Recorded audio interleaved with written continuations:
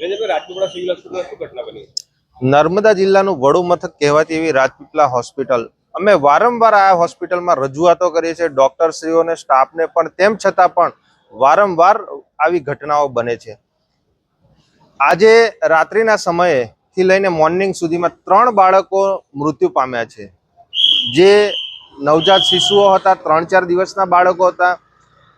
જે બાળક હતું એ 2 કિલો ને 300 ગ્રામનું બાળક હતું, એકદમ તંદુરસ્ત હતું, બધા જ રિપોર્ટો એના નોર્મલ હતા. એને વેન્ટિલેટર પર નહોતું કે નહોતું આઈસીયુમાં, પણ તેમ છતાં પણ એને બાજુના રૂમમાં એને મૂકવામાં આવ્યું હતું. એમના પરિવારજનોનું કહેવું એવું છે કે અમે સિસ્ટરશ્રીને તેમજ ડોક્ટર સ્ટાફને પણ વારંવાર રજૂઆત કરી કે અમારા ડોક્ટર બાળક પર થોડું ધ્યાન આપો, પણ તેમ છતાં પણ એમની જોડે કંઈ અભદ્ર બિહેવ કર્યો છે ડોક્ટરશ્રીઓએ, સ્ટાફશ્રીઓએ.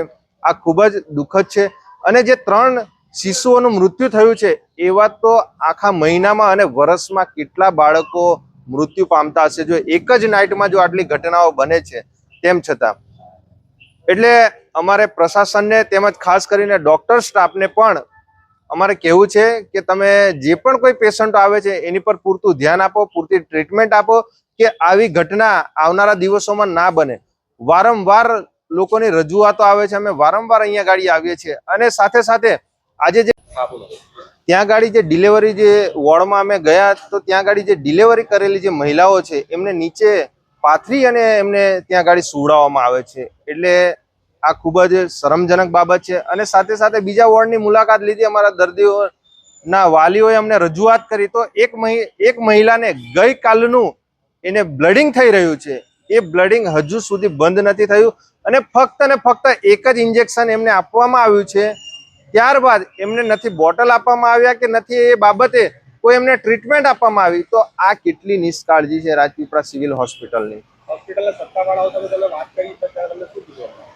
હોસ્પિટલના જે પદાધિકારીઓ છે એમની જોડે અમે વાતચીત કરી તો એ લોકો અમને ગોળ ગોળ વાત કરી કે અમે પૂરેપૂરું ધ્યાન આપીએ જ છીએ, પણ તેમ છતાં ક્યાંક ને ક્યાંક આવી ઘટનાઓ થતી આવે છે અને તમારા ધ્યાન પર આવે છે. આ પ્રકારની ઘટનાઓને રોકવા માટે કોઈ કમિટીની રચના કરવામાં આવે, તપાસ કરવામાં આવે, એવી વાત કરી છે? વારંવાર આવી ઘટનાઓ જે દિવસે ને દિવસે થતી આવી છે એના માટે અમે વારંવાર રજૂઆતો કરી છે કે આની કોઈ કમિટી બનાવો કે આ બાબતે કોઈક યોગ્ય કાર્યવાહી થાય, યોગ્ય આની તપાસ કરવામાં આવે. પણ આજ દિન સુધી આ બાબતે કોઈ પણ જાતની કોઈ તપાસ સમિતિની રચના કરવામાં નથી આવી કે કોઈ કમિટી બનાવવામાં નથી આવી. એટલે આવનારા દિવસોમાં અમારે કલેક્ટર સાહેબ શ્રી તેમજ જિલ્લા પ્રશાસનને કહેવું છે કે આના માટે એક કમિટીની રચના કરવામાં આવે કે જેથી કરીને આવી જે ઘટનાઓ વારંવાર બને છે એ ઘટનાઓ વારંવાર ના બને અને જે પણ કોઈ દર્દીઓને જે અહીંયા ગાડી સારવાર હેઠળ આવે છે એમને યોગ્ય ટ્રીટમેન્ટ મળે.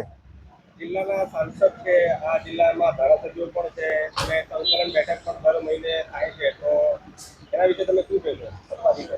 દર મહિને અહીંયા ગાડી જિલ્લા સંકલનની બેઠક થાય છે. અહીંયા અમારા ધારાસભ્યશ્રી છે, સાંસદ સભ્યશ્રી છે, પણ એ લોકો પણ આજ દિન સુધી આટલી ગંભીર ઘટનાઓ અહીંયા ગાડી રાજપીપળા સિવિલ હોસ્પિટલમાં થાય છે પણ તેમ છતાં એ લોકો મુલાકાત કરવા નથી આવતા કે કોઈ પ્રતિનિધિ આ ભારતીય જનતા પાર્ટીના અહીંયા ગાડી મુલાકાત કરવા નથી આવતા. તો એ નેતાઓને પણ અમારે કહેવું છે કે તમે ફક્ત જ્યારે જ્યારે ચૂંટણીઓ આવે છે ત્યારે ફક્ત પ્રજા પાસે વોટ માંગવા જ તમે નીકળી પડો છો.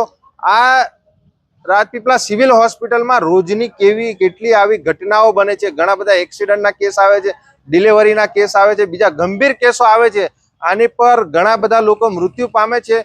તો આ બાબતે એક કમિટી બનાવવામાં આવે, જિલ્લા સંકલનમાં આ મુદ્દા બાબતે ચર્ચા કરવામાં આવે અને એની કમિટી બનાવી અને તાત્કાલિક ધોરણે આની યોગ્ય તપાસ કરી અને યોગ્ય કાર્યવાહી કરવામાં આવે. નિરંજનભાઈ વસાવા, નર્મદા જિલ્લા પ્રમુખ.